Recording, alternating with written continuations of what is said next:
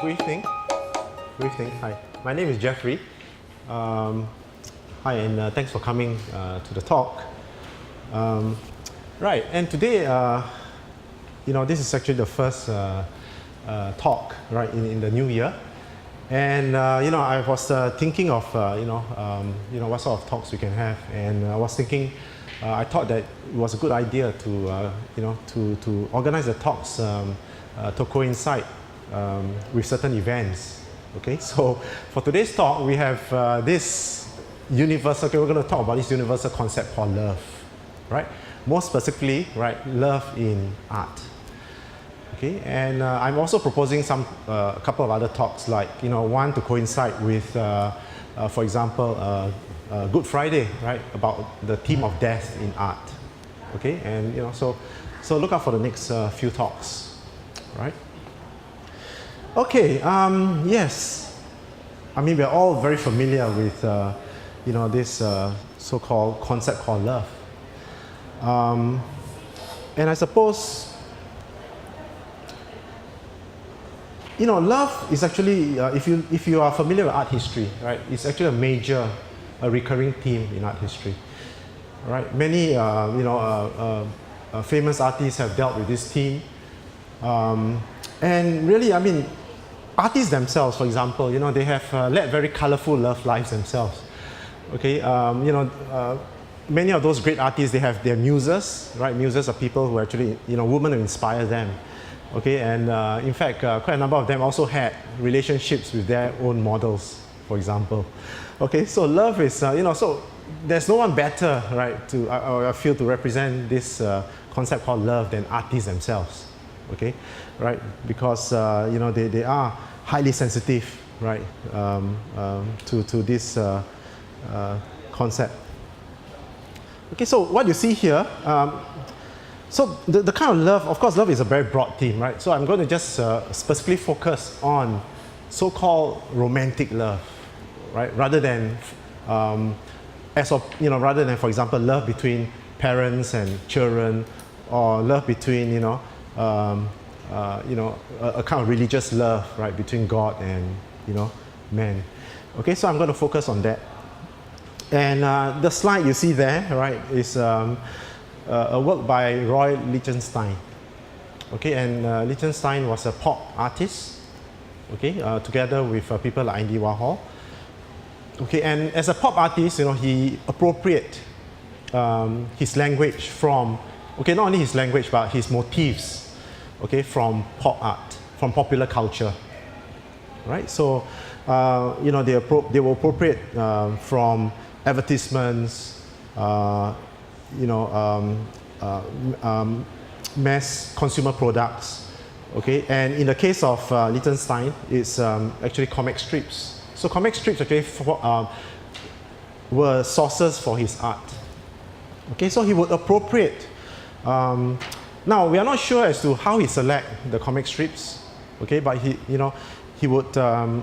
Normally, many of his comic strips were taken from those melodramatic kind of comics, right? And then he would just take a single frame, he would blow it up, as you can see here, okay, and he would transform it into his own distinctive aesthetic, okay? The use of very simplified, primary colors, the bold black outlines, okay, and then he will also replicate the kind of the process we see in, mass printing, like the Band-Aid dots. Okay, the Band-Aid dots are not visible on the slides, but he did apply the Band-Aid dots which were actually applied in printing, right, to give the kind of half tone, right, to to the image. Okay, so this is a work. I mean, it so happens that my name is there as well, right? Okay, so even the balloons on these comic strips, I believe, are also modified. Right, not, I think, to a significant extent, but they are modified. Okay, so he has transformed the picture somewhat from, right, the original, right, into his very own distinctive style. Okay, so in terms of composition, in terms of its impact, right, I would say that Lichtenstein's work, are very appealing in that sense. Okay, and accessible. Although he has been accused of being banal or even accused of just simply copying, right, from, popular culture. Okay, another famous kiss, right? And just to give a background, Klim was, if for those who don't know him, he's the leader, of the Vienna secessionist movement.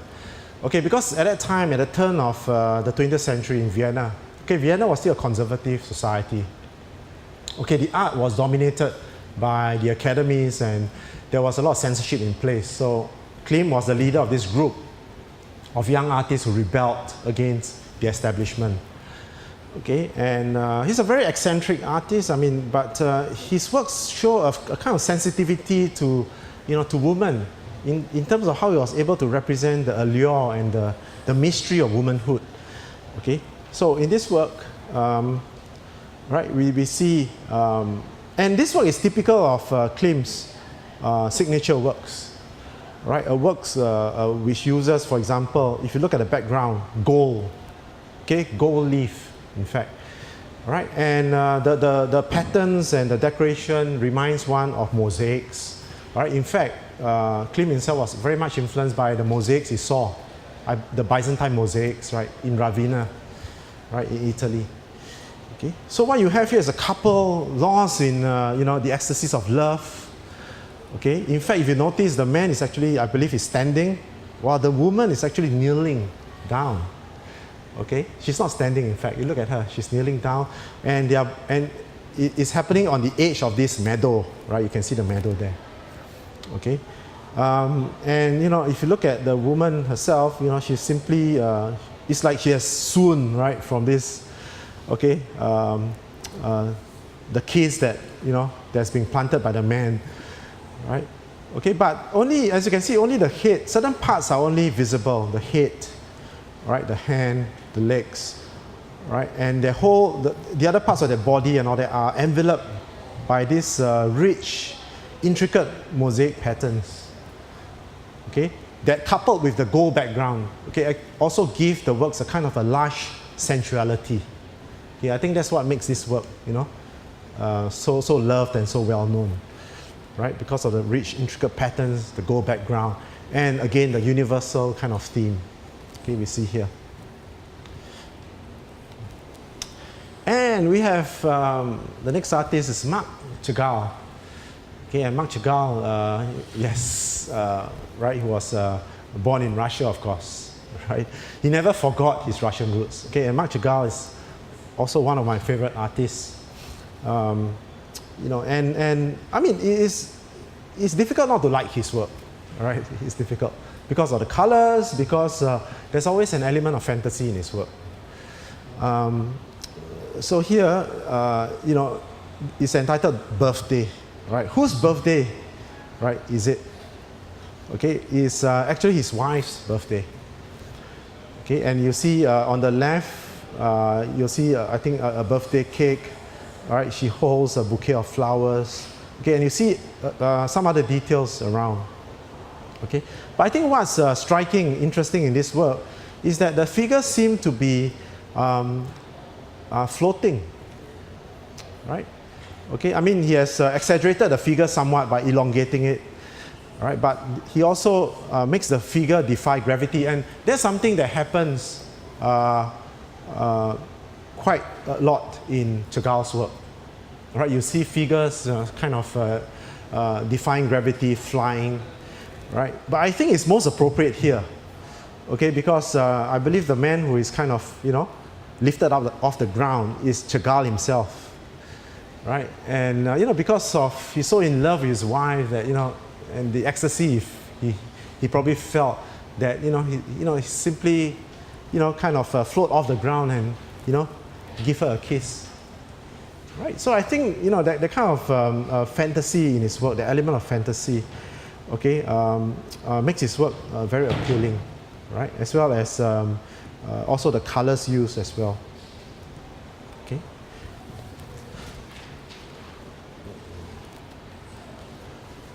Now this work, okay, as I said, today is not all about lovey-dovey couples, right? Romance, right?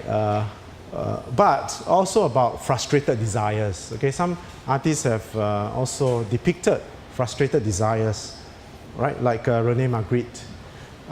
In fact, frustrated desires is one of the common themes in Magritte's work, right?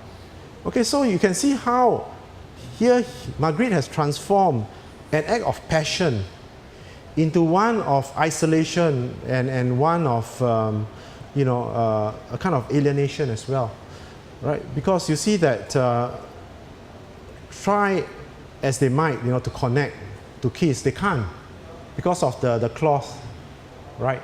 A kind of that balaclava-like cloth, that covers their head.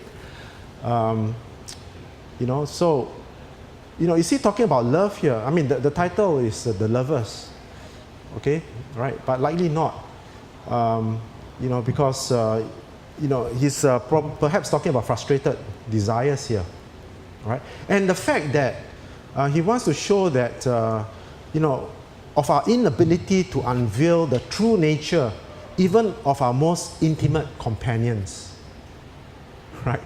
Okay, so it can be read in a few ways, right? This work.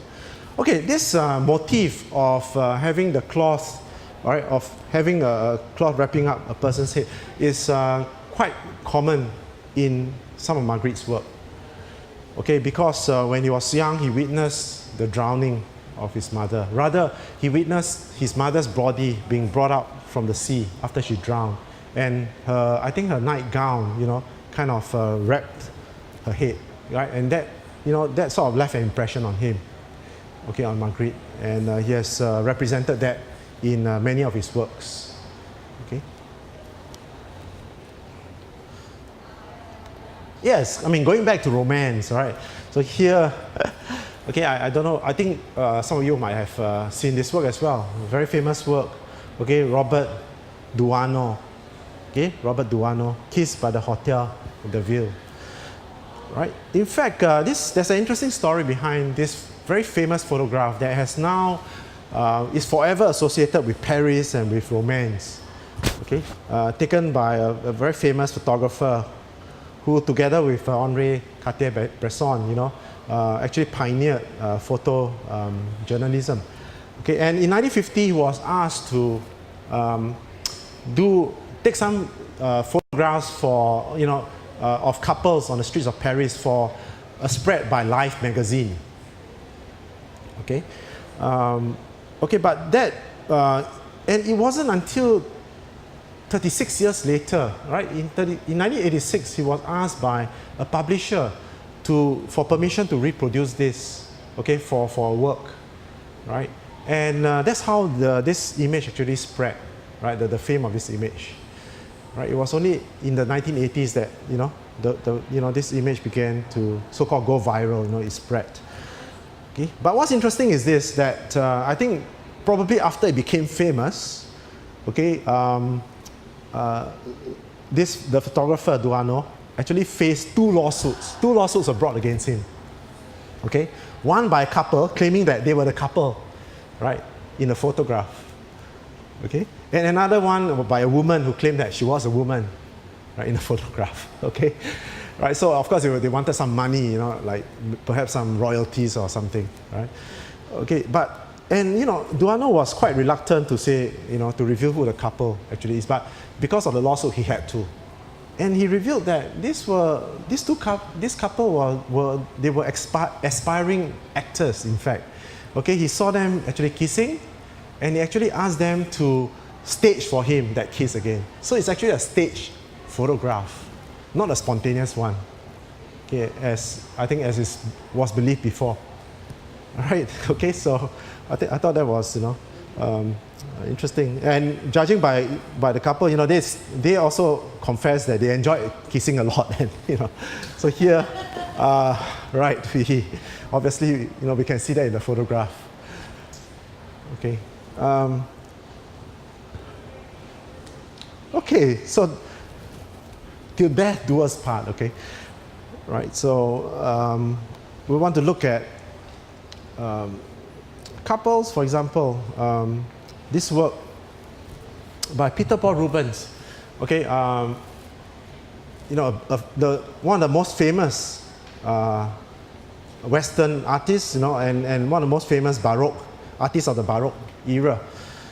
Okay, and as you know, Rubens was more than an artist. He was a diplomat. Okay, he served in several European courts. Right, he was asked to negotiate peace between European countries. He used his own art to promote peace. He was, I think, the first artist to be awarded honorary degree by Cambridge University. Right, so he was a distinguished artist. Okay, in terms of his art, as you know, he's famous for his depiction of women. Right, he depicted his woman in a particular way as I won't say fat. Right, they're rather, on the plump side, voluptuous. That's right. That's the word. Yeah? Fleshy, voluptuous. Right. Okay. And it's given, rise to this term called Rubenesque. When you say something is Rubenesque. Okay. That's his style. Okay. In any case, coming back to this work. This work was done, not long after they got married. Okay. He and Isabella Brandt. Okay, Isabella Brandt is the woman depicted here who became his wife. Okay, and Rubens, as I mentioned before, has served he moved around in courtly circles, although he was not an aristocrat. Okay, but in this painting, especially, it's a double portrait of himself and his wife. He aspires to be an aristocrat, or at least take on the manners of, an aristocrat. Okay, and we can see that in his fashionably dressed, the fact that he's fashionably dressed, and the fact that he actually has a sword there, tells us that, he wanted to aspire, to aristocracy. Okay, but what's interesting also is his wife. I mean, his wife is lavishly costumed as well. She wears a very large, voluminous red silk, I suppose a kind of a skirt or dress.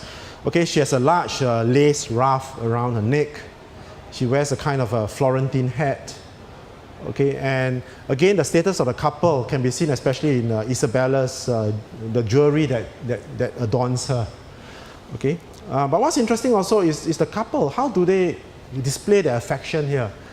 Look at his right hand and her right hand. They are joined together. Okay. Now, that joining of the hand actually has legal significance, right? But here, I think Rubens has gone beyond that legal significance and really portrayed them in, with loving kindness, of their love for each other. Okay, right? But it's a rather egalitarian work in terms of the equality of the sexes. But I feel that the artist has tried to also elevate, Rubens somewhat above his bride.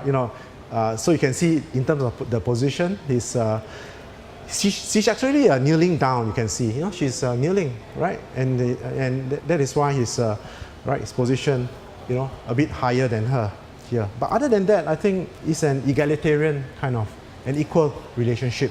Not to forget the background. Sometimes when you look at Renaissance Baroque works, the background, sometimes contributes to the meaning.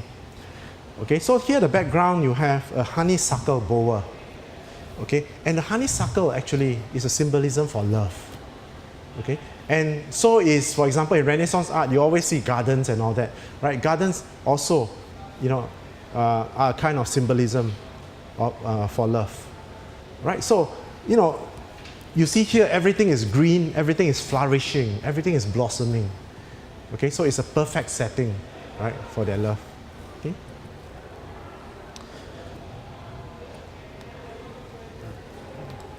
Have you all seen this work? Right? If not, then you have to know this because it's one of the most important finds, one of the most famous finds when Howard Carter, right, discovered the tomb of King Tutankhamun in 1922.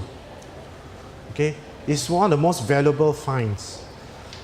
Right, it's a throne chair of Tutankhamun. Okay, and I mean, what makes this object valuable? I think the craftsmanship, the materials used. Okay, I mean the chair itself was made of wood, but it's covered with sheets of gold as well as silver, inlaid with semi-precious stones, and also with colored glass. Okay, and there are a lot of details you see there, right, in terms of its subject. Okay, one very prominent motif you see here is this.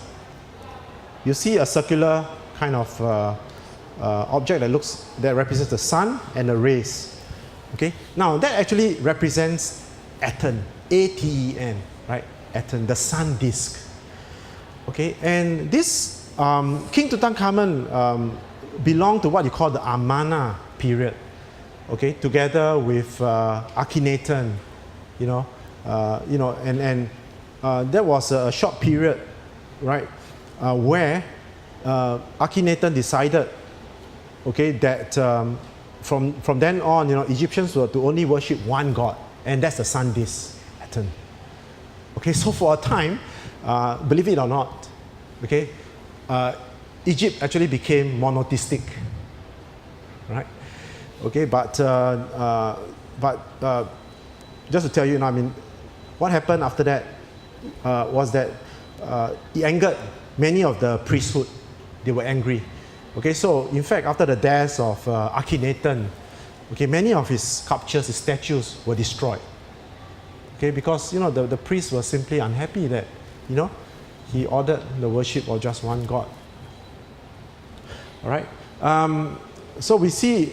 Okay, so the sun disk, yes, the sun, the sun disk, okay, gives life to both Akhenaten and his wife, who also happens to be his half sister, right? Kind of incestuous marriage was, right, not uncommon then, right? But with the revolution in religion, the worship of one god, also came a revolution in art. So if you look at art in the Amarna period, right, you could see that the way that Akhenaten and his queen Nefertari was it Nefertari or Nefertiti? Okay, anyway, he and his queen, and also in this work, you see that he has departed from that kind of stylized, very stiff representation of the pharaohs. Okay, so and it's most evident in this work, right? The kind of fluidity you see here, the naturalism, right? You see in the figures of King Tut, right, and his queen. Okay, they are quite evident in this work, right? And also the kind of love, that is expressed in this work, right? The love of the wife for, right, the husband. Okay, it's not something that is quite common in Egyptian art. Okay, but we see here, she's actually anointing his hand with perfume, right? Okay, so it's a episode of love here that we see. It's a rare kind of a sight, in Egyptian art, right? That's one image, till death do us not part, right? Okay, so for this image is also quite a famous image. It's actually you can call it a sculpture, I suppose, right? A sculpture, but it's actually a sculpture atop what looks like a sarcophagus. If you made a coffin, all right, but some see it more as a large urn. Okay, in fact, it was believed to contain human remains, probably cremated human remains. Right, and here it depicts a couple, who are probably a married couple, right? And again, it's interesting to note that the couple here is seated in a reclining fashion on this so-called bed or couch. Okay, and that's how actually the Greeks, were seated, whenever they had banquets, right, in a reclining position on a couch, right? But I think what is striking with, this is from the Etruscan period. I don't know if you know what the Etruscan period means, but the Etruscans were actually the major force in Italy, right? They actually ruled Italy before the Romans, okay, the Italian peninsula, all right? And in fact, funerary art, okay, was one of the, a major component of their culture. Okay, so here we see a couple, and what is striking about this couple really is they just seem so happy, right? I mean, notwithstanding the fact that they are the works here, the sculptures are stylized, they are shown with oval faces, almond-shaped eyes, right? Plaited hair. Okay, but the fact is that, if you look at them, they look happy. Okay, again, we can speculate as to why they are depicted here on the coffin. Okay, one kind of a strong reason is that, or a strong possibility is that, perhaps by doing this, right, they believe that they could perpetuate this bliss, this happiness in the afterlife. Okay, I think that's probably a common kind of assumption, right? Okay, and the fact that this the man has his arms, around the woman, okay, and I'm not sure what gesture she's making. Probably a gesture of offering something, right? Okay, but and also the Etruscan society was a very egalitarian one, okay, between man and woman. In fact, in Greece itself, right, woman was actually not allowed into banquets. I don't know whether you know that, okay, but here in the Etruscan society, you can see that both men and women actually enjoy the banquet together, right? Okay, this work here, okay, by Utamaro, Kitagawa Utamaro. Okay, now this work was done in a period, okay, the Edo period, and it belonged to what you call the ukiyo-e prints. Okay, UKI YO. Okay, ukiyo-e, right? Ukiyo-e prints. Okay, it means pictures of the floating world. Right? It's actually based on a Buddhist concept, but the people at Edo, Japan, turned the concept upside down. Okay, meaning to say that if life is so short, why not enjoy life to the fullest? Right? Because the Buddhist belief of that life is transient. Okay, so if life is so short, why not enjoy it to the fullest? So in this period, such prints, not only the prints but the subject matter, erotic subject matter became very popular during this time. So many Japanese artists were depicting, the brothels, courtesans, tea ladies, right? Okay, in the red light district, the Yoshiwara district in Japan, in Edo, Japan. Okay, I believe Edo is now Tokyo, right? And this work is actually the front piece of a poem, the poem of the pillow. Okay, and it depicts two lovers. Now, compared to other Japanese prints, which especially of a certain genre called shunga. Okay, the shunga are those erotic prints, and they are really pornographic. Okay, but this is considered to be tame compared to those other prints. Okay, and such prints also exerted, an important influence on the Western artists, especially on the Impressionist artists, right? The kind of asymmetrical perspective, the flatness, okay, the non-naturalistic colors, the cropping, the crop edges, all this were to have an influence on, the Impressionists. Even the subject, especially like Degas. Degas, suddenly he's also, he has a series which depicted brothels as well, waiting in a cafe, right? And Degas was also very much influenced by the ukiyo-e prints, right? Okay, but other than that, let's talk about the subject here. You have two lovers, right, together, and now nothing much seems to be happening here. They are probably embraced in a kiss or locked in a kiss. Okay, but there are hints of eroticism in this whole picture. All right, and we can see those erotic kind of qualities here. For example, in the woman's hand, the fingers touching the face of the man. right? Even the way that the fingers are depicted are quite erotic, okay? And the fact that you can see the man's eye here, right? And the faces joining as well, okay? And also the nape of the neck, okay? Those are also areas of eroticism, okay? Also, but I think the area where the part of the painting of the work where you can where the hint of eroticism is strongest is here, right? Is this part here where where you see the legs. I mean, you don't actually see the legs of the couple, okay? But the transparent kind of transparency of the costume allows you to see that there's probably more than meets the eye, okay, given the positioning of their legs, right?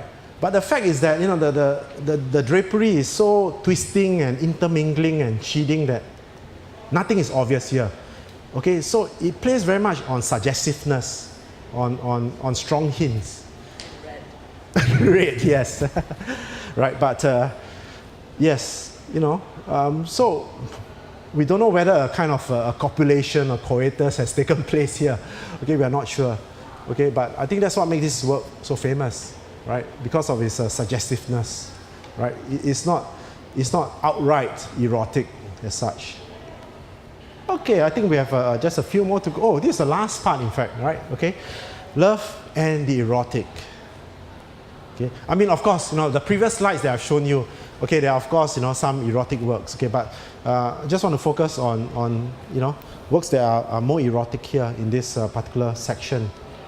Okay. Now, erotic is defined as of or pertaining to the passion of love, concerned with or treating love.